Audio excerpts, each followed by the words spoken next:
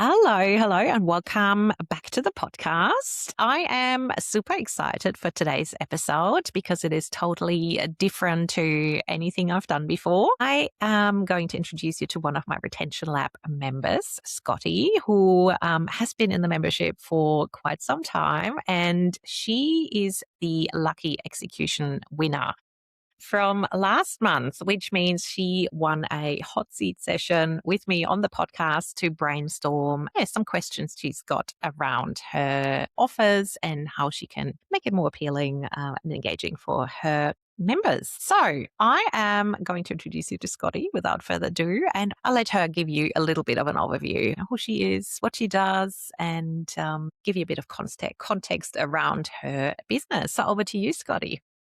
Well, thanks so much for having me, Nadine. It is such a pleasure because I learned so much from you that it's an extra fun thing to be able to do this for your podcast. So thanks for having me. I am a parent coach. I call myself a school navigator. And I also have my own podcast called Unlocking School Success. And I focus specifically on helping parents whose kids are struggling in school find roadmaps to school success. Because I have been there. I was the parent of a child who had a very hard time in school, and I didn't know what to do. So I have turned that into my own business, helping other parents because I believe that all kids deserve to succeed. So true. As a mum of three school-aged kids, I can totally relate. And the funny thing is kids all learn so differently, right? Same genetic background, same genetic makeup, different mix, and throw the personalities into it. And it feels like, starting from scratch every time. Like my daughter, she's 14. She is that high achiever. She just gets things done. She works things out herself. The teachers love her because she's just the good girl in inverted commas. And then my middle one, he's got inattentive ADHD. He knows what he needs to do, but actually taking action is a whole different story. And then number 3, he's in year 2, and I haven't quite worked him out yet. Some days he's good. Some days I'm like, what are you doing? So I'm so glad your offer exists and your expertise is out there to help people, because it's just such an overwhelming journey, schooling, and the pressure that comes from teachers reaching out to you because your kid is not doing the right thing. Like, it's just a whole other layer of pressure that, adds to the complexity of schooling and getting your kids set up for life.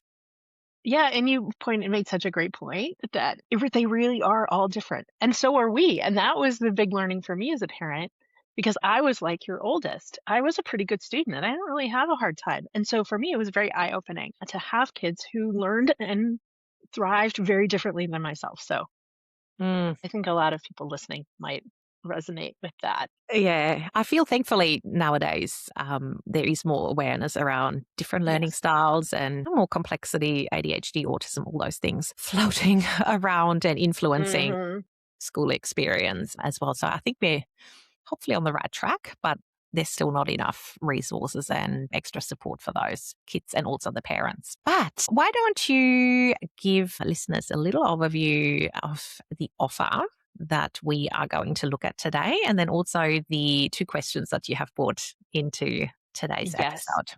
Well, so I have launched in the last few months a fairly new low-cost membership style. I call it a library. It's the School Success Library. And the idea being that not all parents can afford one-on-one coaching, which is what I also do, and that there is a huge need for these kinds of resources and tools, things like checklists of how to talk to teachers, questions that you can ask, information about specific learning styles, all of that kind of information to be in one place. So that's the goal of my really new membership. And I want to chat with you about how, when you're starting something new, how can we build in those pieces from the very beginning and not have to rework the system later that help parents want to stay engaged, especially when they're really busy. As you know, as a busy mom, when this is not about your work life, it's about your home life, it gets harder to take that time to pay attention and really get the most out of the information that's in my library.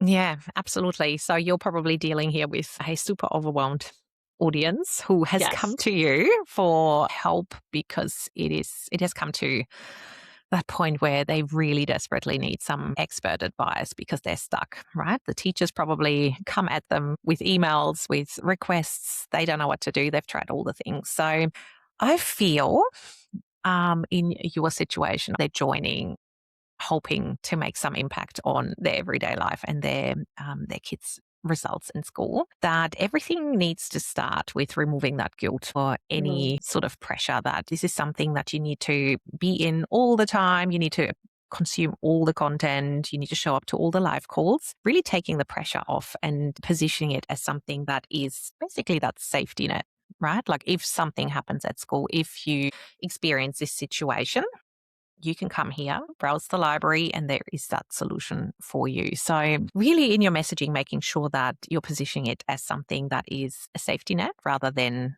an extra burden. So is that something you're currently having in your messaging on the page Yes, already? it is a little, but I think there's always more Yeah. that I could lean into that, because I do think that I want it to be the place where when you have a need, and I think that's the language that I'm using, that it's there for you when you need it, that it's not something that you have to engage with all the time. I think sometimes membership can feel like a commitment. And while I do have some expert guests that do trainings inside, but there's always replays. Another way I've tried to help bring down that pressure is to make sure that anything that we do live also has a replay, not just as video, but also as a private podcast.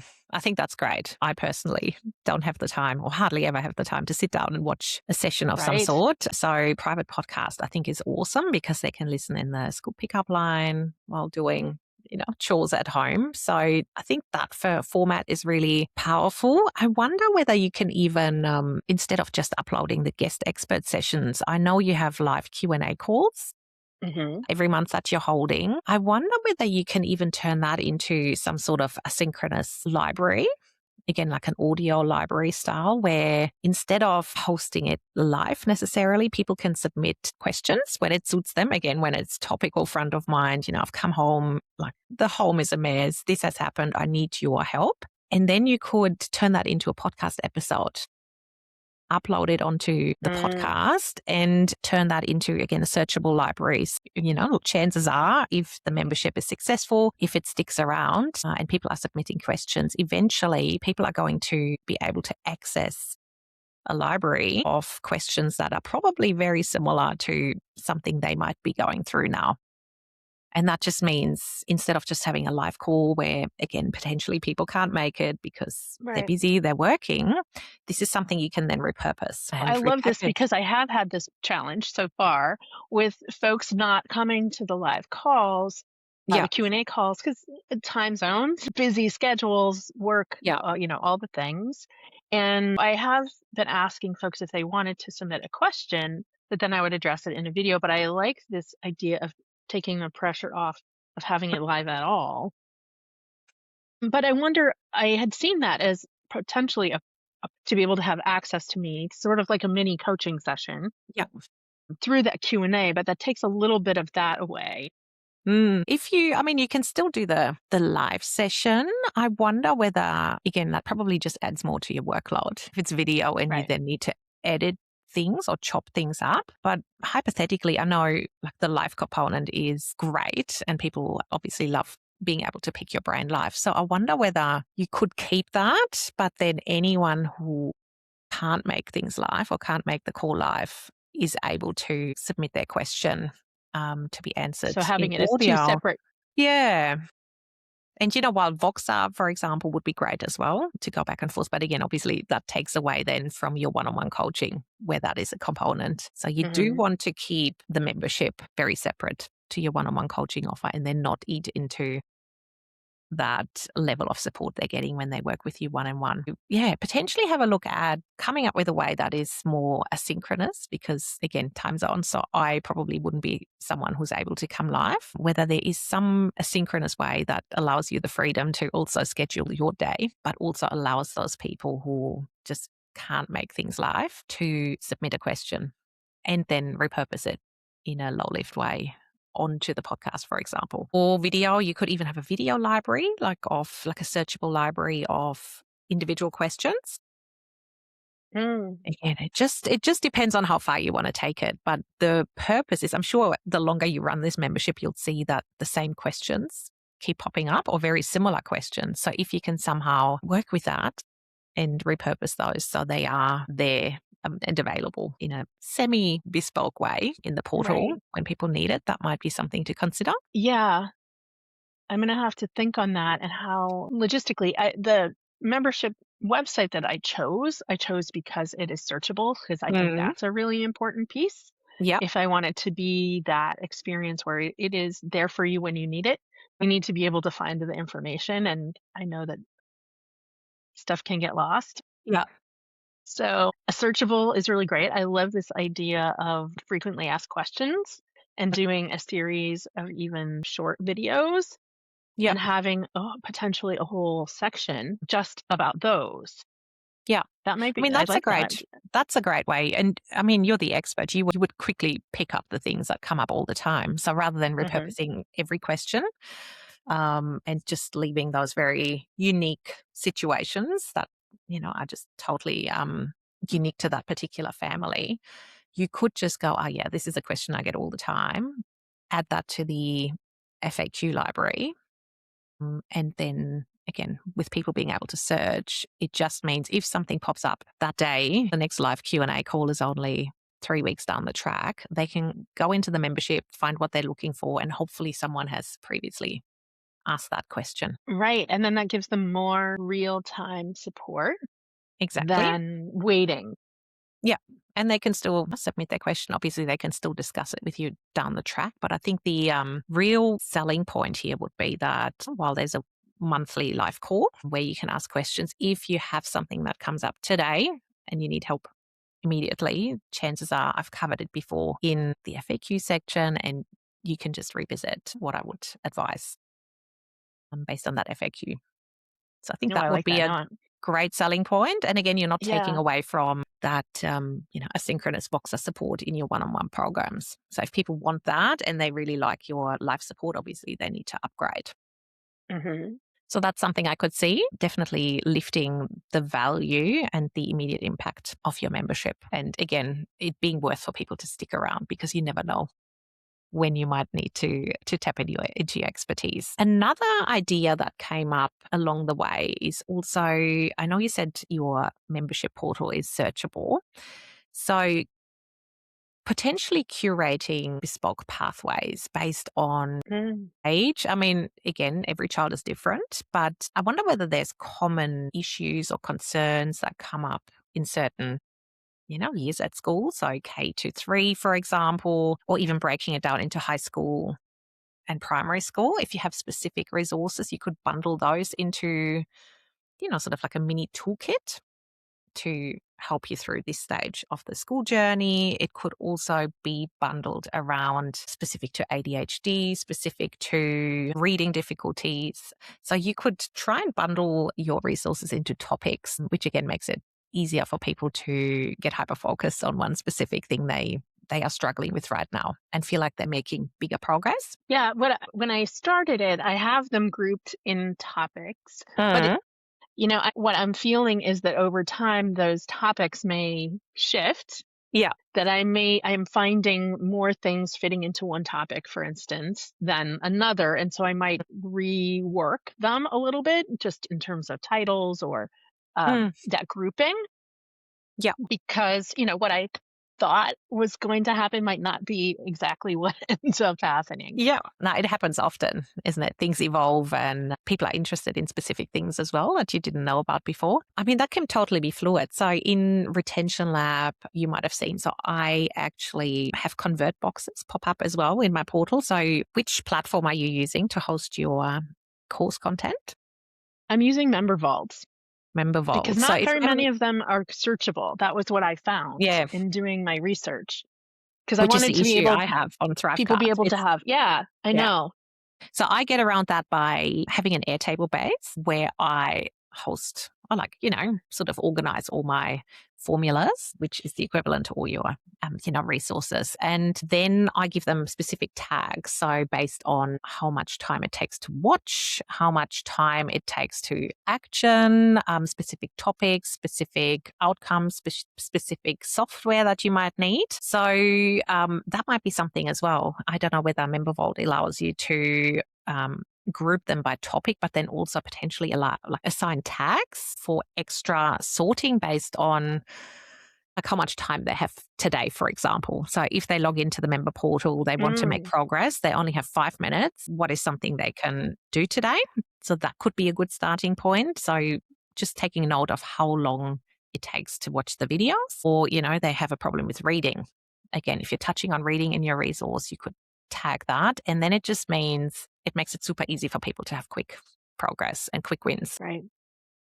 Yeah, Member Vault, it is searchable throughout all of the topic areas. So that part is really easy. I don't need tags for that, but I love the idea of the length, because I think, as we were talking in the beginning about, my audience is very time sensitive. Yeah. And I feel like if they're coming in, they want to be able to find what they need and to be able to say, I only have a little bit of time today. I want to do, find something fast, to be able to tag or rate or somehow, how long this tool takes to either watch or use might be really useful. It definitely, again, takes that pressure off as well. Like, you don't need hours to make progress. Like, I have resources that take you 5 minutes to watch, and you're going to walk away with specific wins. And the good thing is, if you have this tagging system, sorting system, you can even touch on it organically in that onboarding sequence. So just remind people periodically, like if you haven't logged in a while, again, remove that guilt. It's totally okay. It's here when you need it. But if you have 5 spare minutes today, 10 spare minutes, and you do want to make progress or see how you can support your child today, log in. I've pre-sorted them for you. You can link to that specific pre-sorted view. So you could give people options, for example, 3 buttons. I have 10 minutes today, 20 minutes, 30 minutes, and then it takes them to the specific resources. And again, it's normalizing that we're all busy. It's normalizing that you don't have to do it all, but I'm making it easy for you to make progress if you're ready. Yeah, I definitely think that minimizing guilt or potentially shame is really powerful for parents, just on all things. There's enough guilt out there in life, right? Even in the onboarding sequence in general, just like, don't push them to log in and, pressure them to log in. Just show up as that supportive person in the background. I have your back. I keep adding things to it. If you have, even inviting feedback, if you have anything specifically that you need help with right now, I'm always open to suggestions to shape the content in a way that supports you best. I feel like opening that conversation and removing guilt and just presenting yourself as that safety net is the goal here. And then I know we were talking about clever ways to engaging your members before the episode. So I'm a huge fan of having sort of mini sprints where you have a reason for people to take action. So if they've just been too busy, the membership has been sitting dormant for too long, it gives them an excuse to dive in. Theme it around something. You pick 3 quick wins that they can walk away with minimal effort. That's going to re-engage them, motivate them, and likely get them to log in more often over the coming months. So, yeah, we were talking about this before we hit record, because I had just watched something inside the Retention Lab about the challenge that you did, the escape room challenge, a few months ago. And listening to that actually inspired me to think about this idea, because I think timing wise, I'm in the US, where our school year is coming to a close in, I will say, early summer for us, but that's not summer for you. In winter. Yes, May into June is when our school year ends. So timing wise, I think something like that, like next month in April, might be really, really useful to just motivate people. Because one thing I've also found about my audience is that when they discover these things about their kids, like that their kids are neurodivergent or have ADHD or something, a fair amount of parents also discover this about themselves in the process. And so that sometimes lends itself to having just another hurdle to accessing this information, is like, I know it's there, I know I should do it, but as you mentioned, task initiation maybe is a challenge, or just making time for it. So I love this idea of picking a few of the resources and doing a few day kind of, I like the word you use, sprint, because it's a little less, I don't know, challenge does seem kind of Challenge. burdensome, Yeah. and it feels like one more thing to do, but a sprint maybe, Yeah. feels a little more doable. That's right. And you can be totally playful with the name as well. You come up with something that's on brand. You can link it to, school terminology, make it fun. And the good thing is that you don't have to create new content necessarily. You can totally use something you've already created, and you can also use it as a way to get new members in.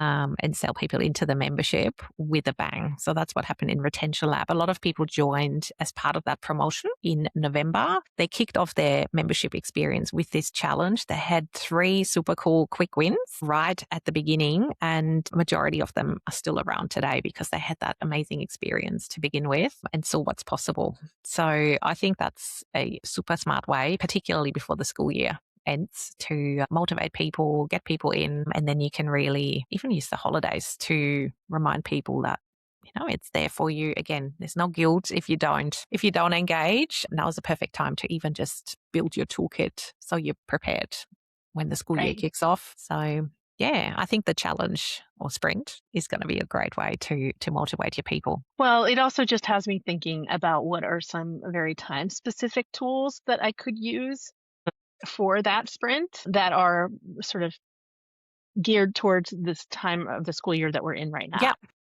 Yeah.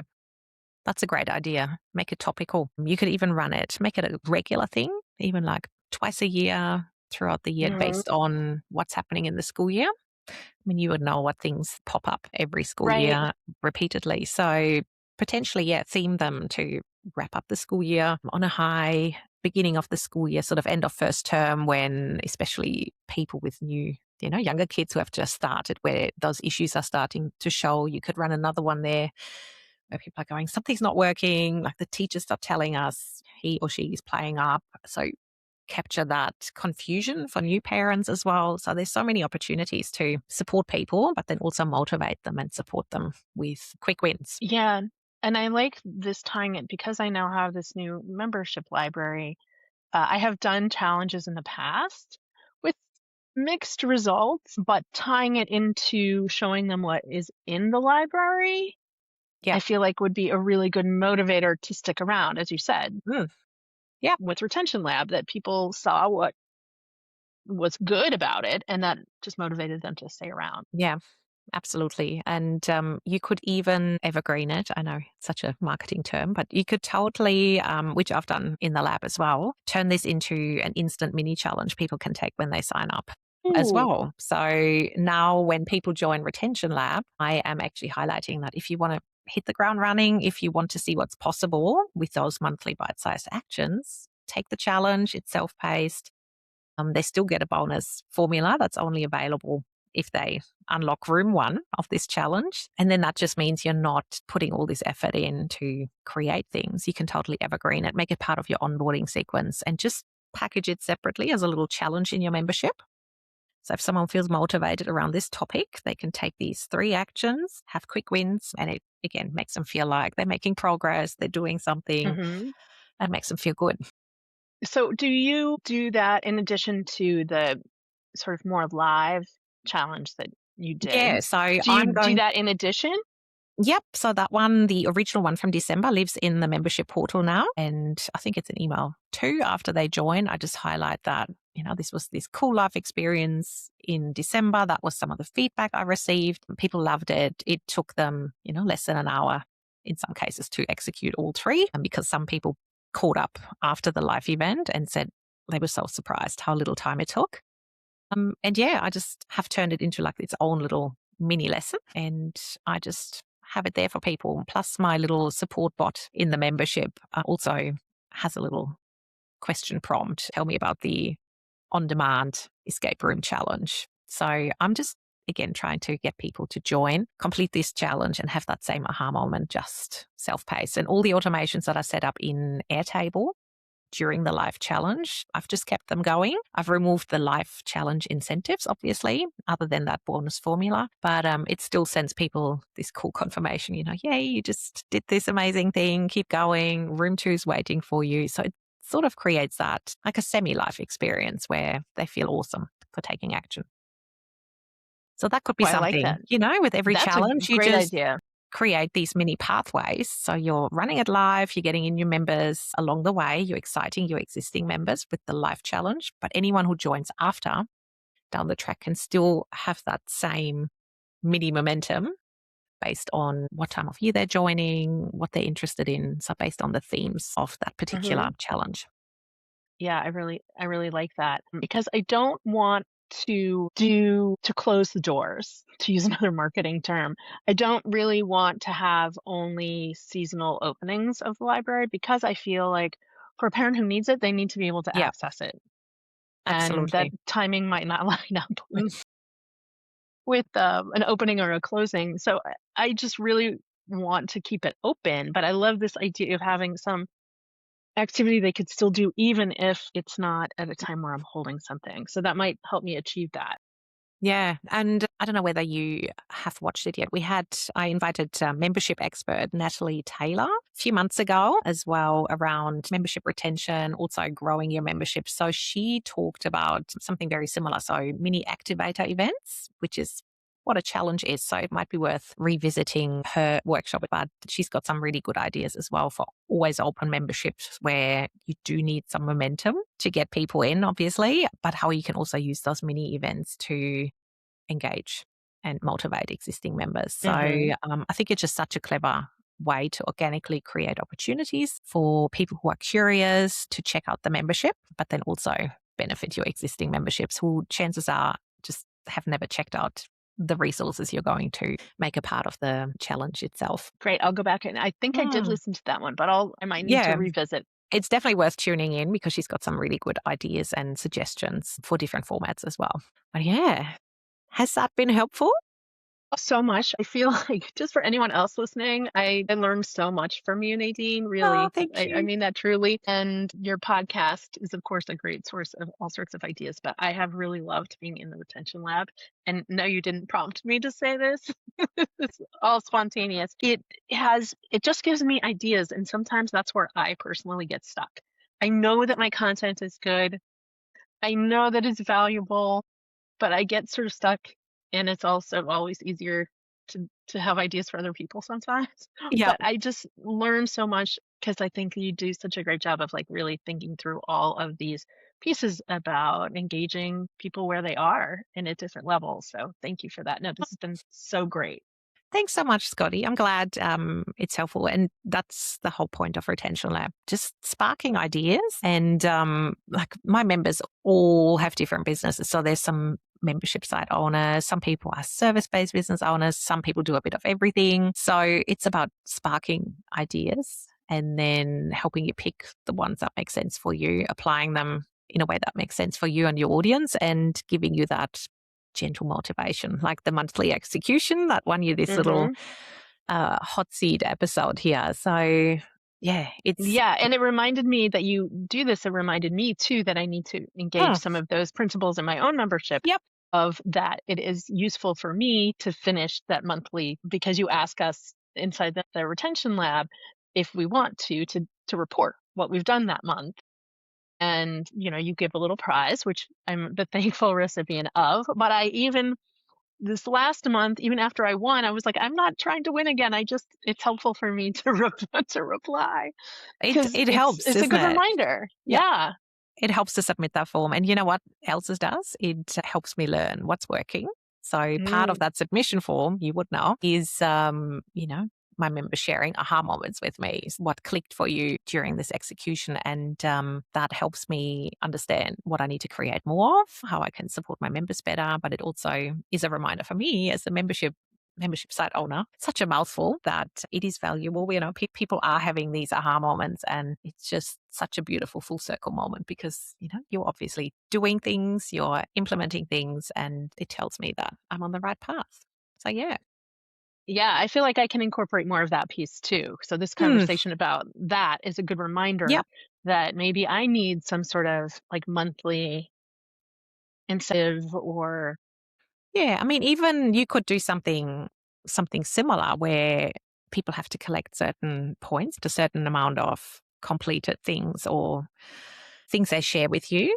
However you handle that, they could even, I don't know whether it's worth having on your podcast, and you could brainstorm one Mhm. of their problems with you on the podcast. Have a think about what would incentivize people enough to actually report back and actually do the thing. Right. Because this is the challenge with a membership is that you know the people are out there and you're putting information out and it feels a little like Yeah. throwing things into the wind. Yeah. And what I've learned in Retention Lab, the people who take action and the people who are in the community and the people who engage with the content, they're the ones that are sticking around longest because they're getting the results. So if you can somehow just show people that taking action is leading to all these amazing things, that's what's going to have them stick around. Those passive lurkers, as I like to call them, eventually they're going to realize this is actually worth my money. I haven't done anything with it. Eventually they're going to cancel. And then that doesn't help them because they've wasted a whole bunch of money. It doesn't help you because, you haven't been able to support them. Creating those mini touch points, mini challenges, incentives helps both you because they're obviously sticking around. And it just means they're taking action on what they joined for in the first place. So I think it's a win-win. Right. And I have found that when I feel like I'm getting value, like from the retention lab, it Yes. makes me want to stick around just to see what's coming next Yep. also. Yep. Which is the whole point, right? Like Yeah. you've seen all these wins and it's anticipating what's coming up. Well, and it's trusting that what you're going to provide is going to be also very good. Yeah, I'm trying my best. There's always new things coming, right? Like the Yes. retention games I'm working on currently as we record this late March. So yeah, there's exciting things. I'm trying to keep things interesting in the lab, and like behind the scenes, things definitely work for my members, showing them how my brain works and then sparking ideas along the way. So yeah, awesome. Hopefully, this has given you some starting points. As we mentioned, everything is obviously needs to be specifically designed for your membership, for your audience. But I think there's some great starting points there. So the challenge is already in the making. You are potentially looking at some extra incentives and then, being smarter with how you tag things and organize things so it makes sense for your people and then nudging Yeah. them along. And the piece we started with, which was just really leaning into the languaging around Mm, no guilt. yeah. So that's the other thing I'm taking Yep. away. Absolutely. No guilt and just showing up to support them and tell them you're there. I think that's key. Amazing. Well, this has been Well, fun. so fun, and I can't thank you enough because it's got me excited again. That's awesome. We can keep this going in Discord as well. If you have questions coming up as you go along, make sure you drop them into the Lab Discord community as well to sense check as you go along. I will. Thank you. Amazing. Now, before we wrap up, obviously, I want my listeners to be able to find you online, connect with you online, because chances are a lot of them have kids and they potentially even have things they need support with. So, where can people find you? Well, my business is called Reframe Parenting. You can find me at reframeparenting.com. And there you can find, kind of speaking of fun, because the topics I talk about around school struggles are kind of not as fun sometimes. I wanted to bring a little bit of lightness to it. And so I created a quiz. It's Golden Girls themed. So Yay. it's all about, I know, I love the Golden Girls. It's about really identifying those skills and strengths that you already have, because I believe all parents come to this advocacy work for you already have things that you are doing really well, identifying those, and then a few things maybe that you could work on. And so you can find there whether you're a Rose or a Blanche or I'm a Dorothy. I don't know, Nadine, what you might be, but you can find that on my website too. My podcast is just Unlocking School Success, and you can find that wherever you listen to your podcasts. Amazing. I will link all those things up in the show notes. So if you're listening and intrigued, please connect with Scotti. She's amazing. And this is it for another week. I will be back in your AirPods next week. And thanks so much for coming on the show, Scotti. It was absolutely my pleasure. Thanks for having me. Thanks so much.